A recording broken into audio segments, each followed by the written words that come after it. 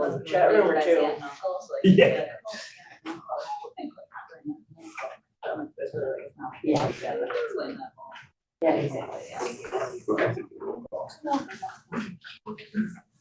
All right, looks like we're up and running. Call to order, roll call. Mrs. Birkin, absent. Mrs. Schroeder, Here. Mr. Medina, Here. Mrs. Grove, Here. Mrs. Lammle, Here. Mrs. Lebuzik, Here. and Mrs. Petropoulos, absent. Pledge of allegiance. I pledge allegiance to the flag of the United States of America and to the republic for which it stands, one nation, under God, indivisible, with liberty and justice for all. Alrighty, introduction of guests. Hello, everybody. Yeah, we, outside of our, Megan as our curriculum director, we don't have any other guests today. Okay, then 2.0 public participation can be skipped. 3.0 potential board action to approve voucher number 1043 in the amount of $300,000 for $205.12. I'll make a motion. Second. Sorry, I'm doing double duty today. We have Mrs. Lammle, Aye. Mrs. Grove, Aye. Mr. Medina. Aye. Mrs. Schroeder, Aye. and Mrs. Lebuzik. Aye. 4.0 potential board action to approve payment to Integrated Control Technologies in the amount of $143,975.64 for building control work at Ridge Central. Motion, please. I'll make a motion. Second. Mr. Medina, Aye. Mrs. Schroeder, Aye. Mrs. Grove, Aye. Mrs. Lammle, Aye. and Mrs. Lebuzik. Aye. 5.0 potential board action to allow the sale of used Dell laptops to current employees at a cost of up to $100. Good deal. I'll make a motion. Mrs. Grove, Aye. Mrs. Lammle, Aye. Mrs. Schroeder, Aye. Mr. Medina. Aye. And Mrs. Lebuzik. Aye. Yeah, so we're gonna move on to 6.0 and 7.0, and Kathy and I figured since we did most of the talking last time, we're not gonna talk at all. We're gonna make Megan do all of it. But we obviously started school last week, even like before that, we did our first year teachers, and we had our teacher institutes with Megan we'll talk about, and then we got to have the students come on Thursday, which has been great. Buses overall have run very well. We had our first day today where they didn't have enough drivers, so we had to do double pickup for one. But they've been on time. The kids are coming off smiling, which is what you really like to see. So that part has been wonderful. But I'll have Megan really talk more of what we provided for the staff the first couple of days. Yep, so 6.0, the summary at the beginning of the year. On October 14th and 15th, we welcomed 17 new staff members to the district. On the first day of their orientation, they attend breakout sessions that include curriculum and instruction information run by myself, EL programming by Caroline Cherry, and then Carrie Hilligans runs special ed programming. Emily Geyer presented on our evaluation system, and then Annette Robertson, who is the secretary at Finley Junior High, presents on our student information system, Power School. So all of the new staff have that overview, training, program information, district values, mission, philosophy, all of that on that first day right away. And then on the second day, their overview of the district run by Dr. Thorns and staff are introduced. Kathy speaks within those first 2 days with the department, a payroll department and HR department. So we give them a lot of information in the first day and a half. And then at lunch on the second day Friday, our mentors join them. And they use that lunchtime to ask questions, talk, get to know each other. We do a little getting to know them activity together as a group. And then they spend the rest of the afternoon in their buildings, asking questions, getting them welcomed and acclimated into the buildings and things like that. So we've had great feedback. We have been actually providing our staff with evaluations of those days, and they've provided us really great feedback, things that every single year we've made changes for the better of those 2 days so that the staff coming in are well prepared and ready to start the year. How long have you been doing that? We've been doing a new staff orientation forever, but we bumped it up to 2 years in the last, 2 days. Two- I two think this is our 2 days, third thank you. year that we've done 2 days. Is that when they take the field trip around? Yes, we jump on That's that right. good old yellow bus and Julie Bazin, who knows an inch of the town, I let her lead it and I sit in the back of the bus and Like got the my cool backer. kids? Yes, Yeah. yes. there you go. And how are they matched up with their mentors? Same grade level or not? So the mentors are it is a stipend through the contract. So the building administrators send out at the end of the previous year who would like to mentor. And then they do their best to try to match up for that. 5th grade to 5th grade if possible. If a 5th grade teacher does not put in, then maybe a 4th grade teacher will mentor a 5th grade teacher, but a, Right, teacher to so teacher, close. social speech language pathologist and a special education teacher. So they might know the same resources that they're using or how to schedule students. They try to put them in like the same departments or same fields as best as possible. And then, still within 6.0, we then very quickly, Monday and Tuesday, the 18th and 19th, went and hosted all of our staff for the Staff Institute Days. And the first day, Dr. Thorns had welcomed all staff and went through SMART goals and our year and our theme and had some wonderful videos. Yeah. The theme this year is igniting purpose, passion, and positivity. So what I loved is it's really been threaded throughout all 4 of these days. Our AI presentation by Erin Stapleton on Monday before was igniting purpose, passion, and positivity through AI. And then our presenter on the second day also talked about passion and our purpose and being positive. So it really hit, kind of wrapped up the staff with this team.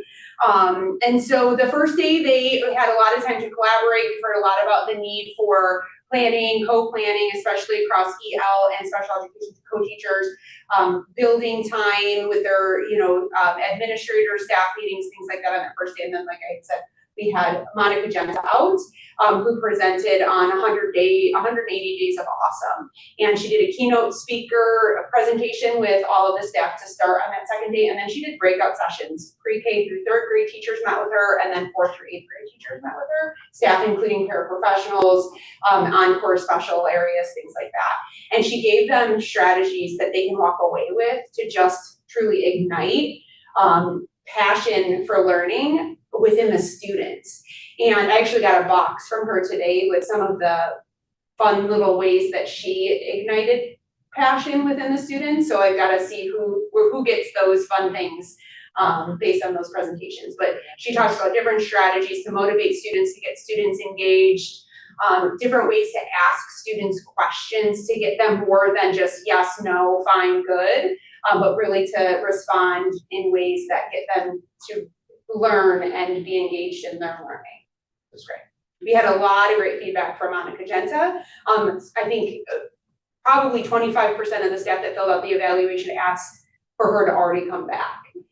So it's one of those professional developments, if you will, that left an impact on all different types of staff. With 3rd grade teachers, we had social workers that were, talking with other administrators and saying what a great PD it was, especially at the start of the year, especially speaking to veteran staff, that she was really relatable to the staff that have been teaching for many years.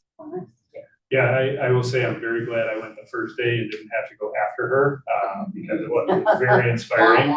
Yeah, and Joy's actually the one who brought her to us. You'd see her, about 3 years ago? Yeah. And I will say it's the most we've ever spent on a presenter, at least since I've been here. And I wouldn't normally say it was worth it. It definitely was. I don't know how many staff, either that day, that afternoon when I was walking through the hallways of the different buildings, or the first day of school, pulled me aside to tell me how wonderful it is and the impact it had. And that really is the goal. And we talked about trying to make sure that that continues to be a focus of ours. We've done it sometimes, but we haven't always had a kickoff where it is only inspirational type stuff. But to see the impact and to see how we've started the year, we want to continue that momentum, and really try to make sure that that's one of the first 2 days that we have. Get us on the right foot. Yes, Yeah. correct. Yeah, she's fantastic. Yeah. Thanks, Joy. 7.0 summer school discussion. So it's a little earlier than usual, Still summer. then I would start, I would start talking about summer, but I'm gonna, yes, I'm going to pass out just an overview of the things that I'll be talking about, but I think it's important that we take some time so early on in the year to really take a look at our summer school programming, from a history standpoint of what has been provided. And what you'll see at the top on this table is the year this summer school really started was after COVID, 2021. We started with a summer ramp up. So I want to talk about that and then give you some data and information and then really talk about at the end, what are our possible next steps and really open this up for a discussion at this time. Obviously, it only being August, we're not making any decisions, but we definitely want to make sure that we're talking about what are our next steps, what are our future, what are our possibilities, so that we can start looking in those directions. So at the top, you'll see on the left the year and then the enrollment. You'll notice that really strong red line, and I put that there because the years below that red line, you'll see that the enrollment was larger, the cost was bigger, and that's because we had ESSER money. And all of those years of summer school were paid out of ESSER, which was really dedicated to student learning loss. So we have the line below, and then above was no longer do we have ESSER money, so we really had to look at what are we able to sustain as a district moving forward out of our own money without that being there. What's the difference in cost there? I mean, that's a difference. I mean, there's obviously some staff. Yep, so staffing, and then in 2021, 2022, we actually purchased all of our curriculum resources that we currently still use for summer school. So building math fact fluency, writing resources, reading resources, books, Scholastic, and things like that. And then more than likely the second year, that 2023 was an additional, we purchased summer school supplies. So we no longer require students to bring any supplies. We provide them pencils, notebooks, paper, things like that. And we've been able to sustain that even from ESSER, from that point. So one thing I do again want to note in the overall attendance is something we're constantly monitoring. That middle one, 2023, that 73% of students, EAD did fall within the summer school. So we saw some classes have 0 students in attendance that day, and then some the following day as well, depending, on how, when they ended their celebration. Some students were not there the second day, so there was a huge impact on that overall. But this year, we have a 73% overall attendance. I know I've shared that with the board. It is a decrease from the previous years, and not much has changed in how we've been providing that programming. So not sure why. And that's just the last 2 years that we've been doing like the shortened ones, right? Correct, yeah, the number of days. Where it's like you'll see- everything's before 4th of July. Correct. Okay.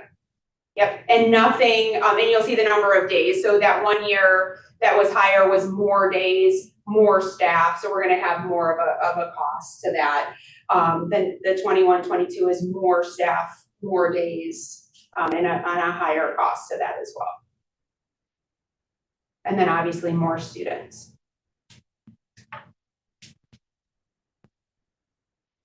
So the data component are those 3 blue dots in the middle or bottom half of the page. We went back and looked at from 21 summer to current summer, just trying to find some trends of students, some information, some data to be able to provide to the board to further our conversation. So we noticed that 25% of students who attended summer school in 2022 also participated in at least one or more subsequent years. So if they came in 22, we saw them invited back and attending in 23, 24, and or 25. So that can tell us a couple things. One, what we were doing was not impacting them enough, because we really hope that summer school fills those gaps for kids. That's your end goal of summer school, is really to fill gaps for students and then get them next grade level ready.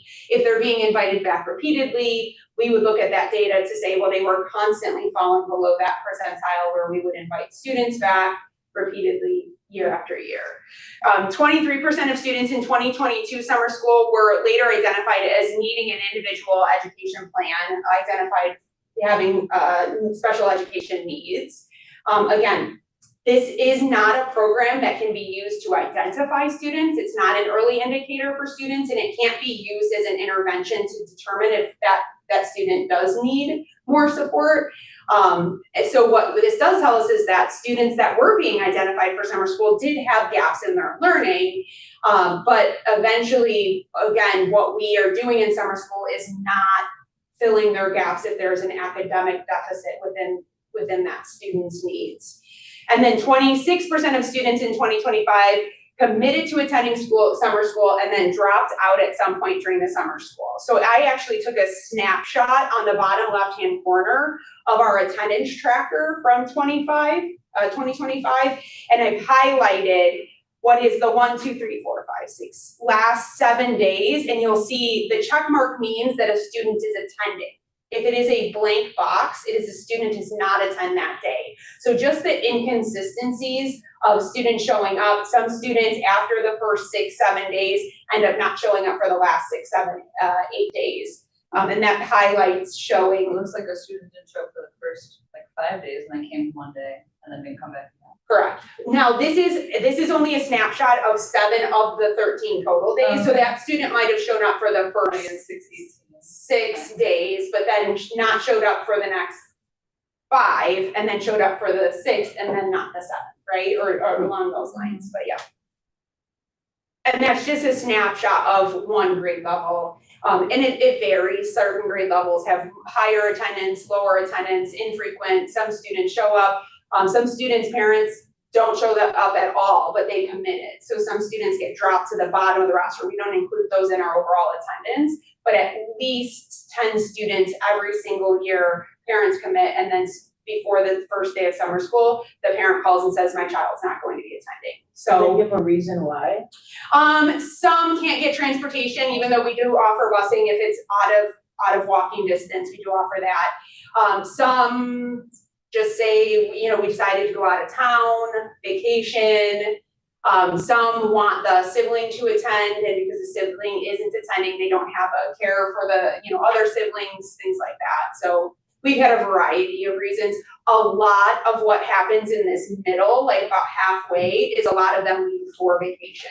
A lot of them just are at that point in mid-June that they're ready for summer, and then they choose to go in that direction. And for the ones that say they're gonna be there but then don't show up, like if you said every year there's 10, do we fill those gaps with somebody else or no? Not at that time.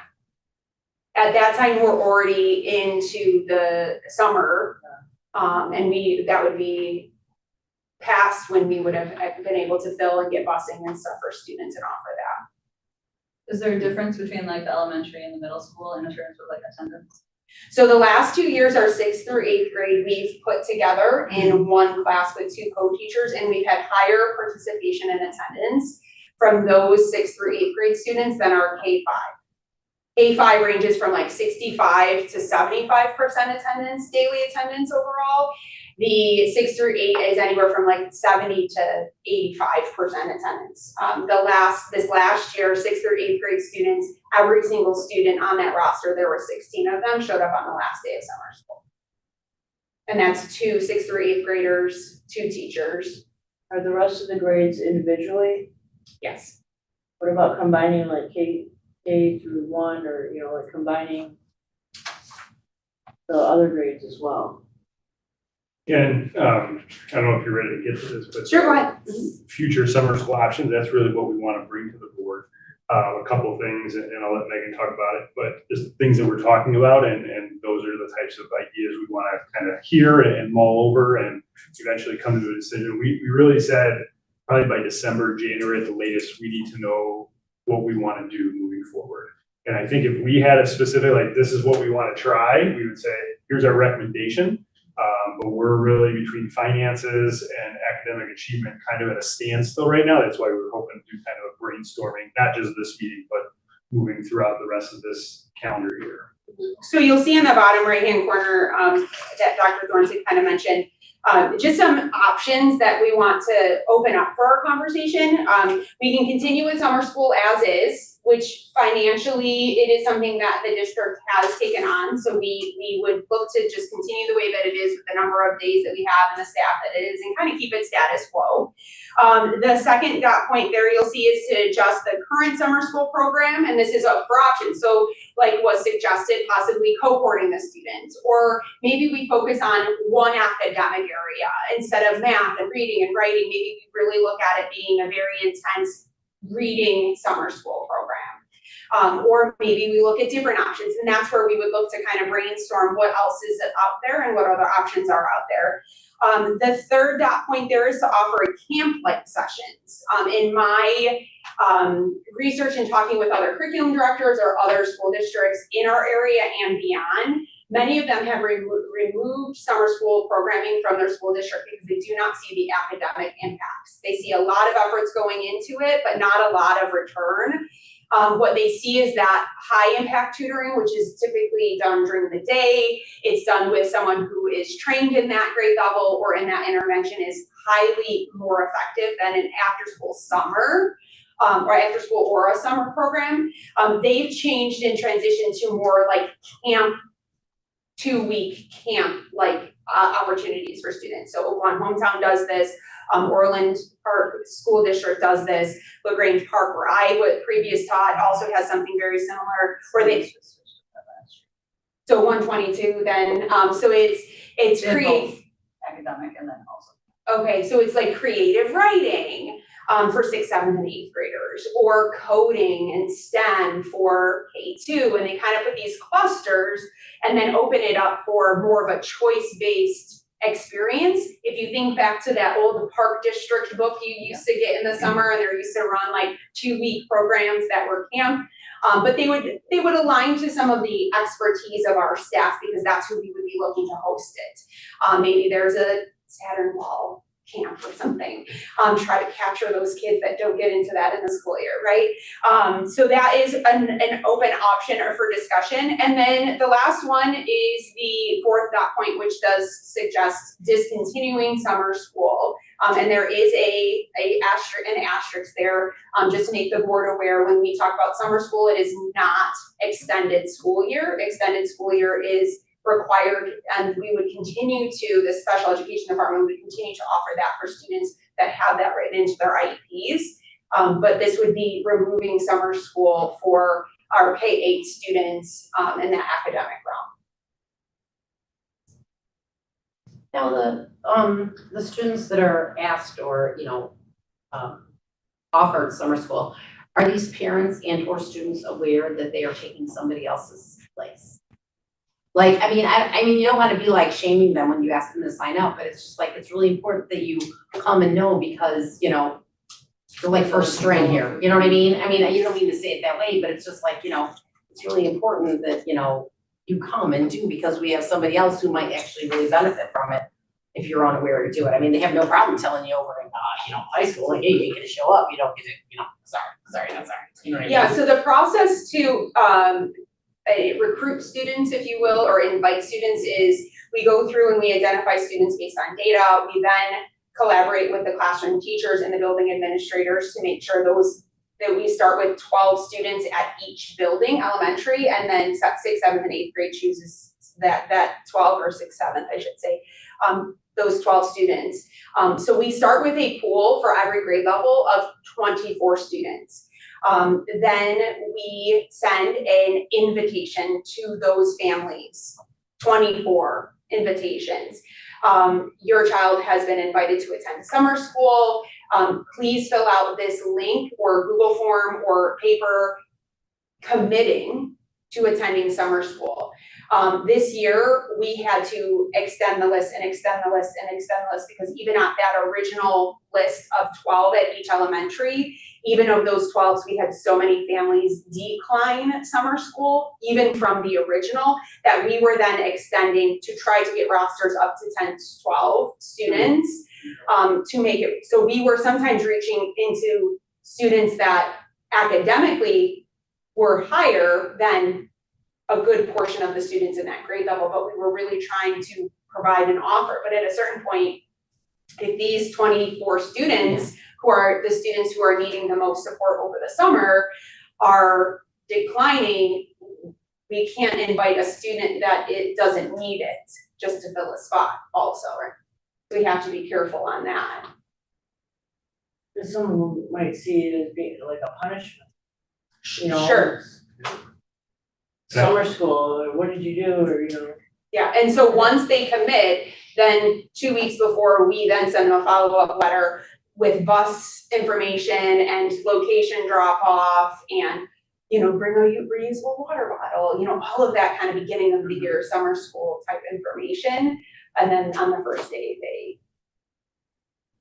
So my question is, if you do move to like a camp-like session, are you still inviting people, or are you opening that up to anyone who's interested? that part, that detail has not been finalized. It would be something that we would wanna work through if that's the direction we, you know, decided to look into. Because then like, how would you decide who's deserving of going to this camp? You know? Yeah, from the other districts that I've spoken to, the information goes out to the families in March. Here are these camp-like sessions. It is first come, first serve. Please fill out the form, register your child. Typically, those do come with a fee, a $25 fee per child or a $40 fee per child for supplies and things like that. And then once that fills, 20 students, 16 students, 30 students, the cap is over. And then if you were the 21st student, I'm sorry, you did not get it. You are the wait list, which then there would have to be follow-up to say, oh, the 19th student dropped out. I think if you charge us, you know, even a small fee though, I think they'd be more inclined to going because. You got they pay skin in the for game, you something. show up, I mean, that's just my opinion, but yeah. And I hate to charge, but I mean, if we're scrambling No, to get. And I think you can charge for something that's fun like that. Mhm. Don't think we can charge for academic summer school. No, I'm because saying that will like have we can't, four though. kids.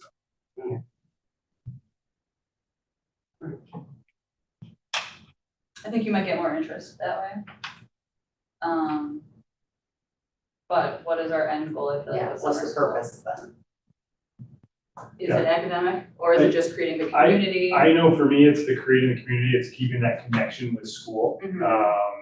And it's not just our district, I think if the data showed everywhere that academic summer school helped, I think then I would say that should be our focus, but I have not seen, we would replicate it if we had seen it, but any place that has dramatic impacts going to summer school. You try to prevent some of that summer slide as much as possible, because that is definitely a real thing where they're progressing, then they go home and don't do anything for how long, and that's a really hard thing to measure, that summer slide for individual kids. But in terms of closing those gaps, you don't hear of it being very successful. And I think when we had the ESSER money, it made sense, get as many kids in here, stay connected, have our families connected. Some kids, I'm sure, close the gap then, but the loss of that funds, and then as you see, and I truly believe this is part of it, as we get farther and farther away from those COVID years, families, we need a break from school now. Like the summer is not that. Other families are like, please take my kid as many hours as you can, but for a lot of people, that break from the schedule is important for them in the summer. So that's why I think we're having a harder time filling in. Yeah, and when you look at the number of students that we provided this opportunity to, 70 out of 1,500 students, which is our enrollment, is only 4% of our student population. So for us to even see I looked at individual student data. I pulled students that were here in several years, consecutive years. I pulled some of that student data, and we don't see that impact after the summer on their scores, you know, from spring to fall. That would have been, I would have been able to say summer school did this for this student. This was helpful. Okay, so I guess my question is this is a budget line item right around like 50, let's just round up to 50, say either 50 or $55,000. So where would be an alternate place to put this? Like, where could we put this money? Like, what could we use to impact the students? It sounds like to- after-school tutoring might be beneficial, more of it, more opportunities maybe. And we do have after-school academics for students. It is something that we have to monitor. with budget and paying staff after school and then this, getting the staff. You know, that's something that they're always interested in doing, but then we'll run out of staff if we, you know, in that capacity. So I'm not sure that would. What does the after-school academics look like for the middle school? So we don't have as much participation, There is still like this academics kind of like the same, if a staff member signs up for it. so it's not just after-school tutoring, it's something different. No, it would be ELA or math. Okay.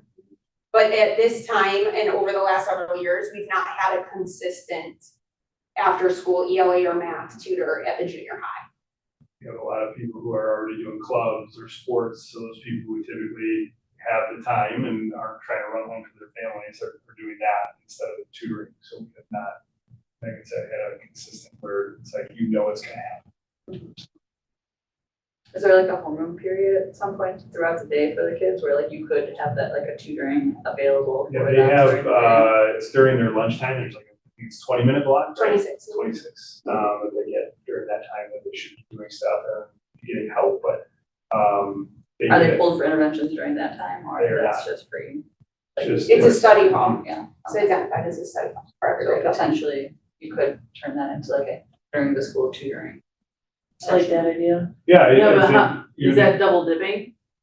They would not. The teacher in the room is the one who's the supervisor of the Yeah, students. so the in that room. difficulty, the way it's set up right now is if you have, so you're in the science teacher's room for this, as an example, you're probably not gonna be getting math tutored during that time, so it would be looking. I was at thinking like separate staff Like for hire separate specific, staff. yeah, like that's what I did at Shepherd, like I was the pool place tutor. So during lunches, during lunchtime, kids could come down on their own, or some kids were required to come down and get tutored.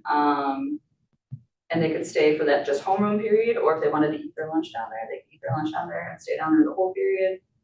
Or just, because you were talking about how the most beneficial time is during the day. Yeah, sure. So that's where that program I like that was idea. initially. Most importantly, did you come up with the name of Cool Place? No. Oh, no, that's a 218 thing. Control over your own learning Oh. place is what it stood That sounds like a for. 280 And That's a 218. in Orland, it's called catch up.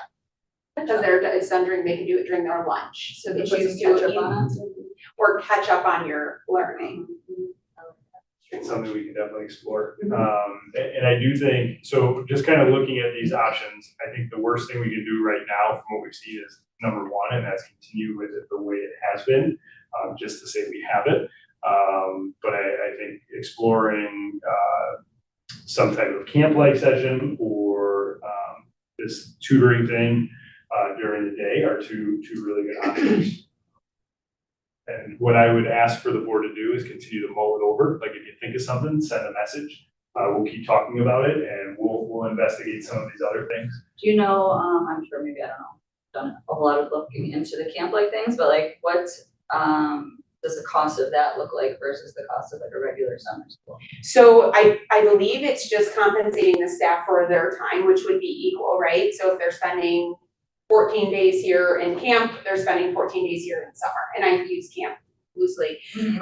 The additional needs would be the equipment, like if we're saying creative writing and they need a journal or, you know, in that sense, I don't know if that's something that would come out of that fee, $25 to the child for creative writing, and then we would turn around and use that to purchase the materials. But the cost itself, I assume, just off the thinking about it, would be pretty much just The same. moving over. I think considering here in Chicago Ridge, we do not have a good park district, I think that is really a good, I think parents would jump on. I think parents would jump on it even if it was, you know, longer time, shorter days or anything like that, just to get them doing something to some extent. That's probably one of the biggest complaints. And so nice That to I like have hear time with here. their like peers during the summer too. Yeah, as You know, they opposed to don't like get to trying to hang figure with out, all you know, their- because now these kids are on their own phones, so parents aren't talking as much as like, you know, you would before, but I just find one of the things that I hear people saying, my daughter, who is, you know, now a junior in high school, she's like, there just are not places for like us to like hang out or do unless you're, you know what I mean, you're hanging out at somebody's house, we do that. But it's just like, there's not like things to do. I mean, when I was in high school, we went to the roller rink and hung out all Saturday, they don't do that. But you know what I mean, it's like, Hang out at the mall. no, exactly, by yourself or Can't anything be like like that. Molly where either. You know what I mean? Without So it's just- supervision. Yeah, so that's the thing, is like, it might be a good idea. Community building Yeah. thing. Yeah. What about like, having like the honor students or their peers assist with like tutoring or camp or, you know, helping lead with an instructor? you know? I like the idea of camp, that you and you could get They could be people like from the camp community. counselors. Look, and you could get people in the community, I mean, gosh, those are very like Sloan. I mean, Detective Sloan, I mean, there's stuff like that The that could be library. done, yeah, the library, I mean, you could probably push out to, you know, Miss Irene to see if they would, I mean, they have a lot of stuff there, maybe they would push it around, so that would be some, I mean, not that we want to be known as the Park District now, but, you know.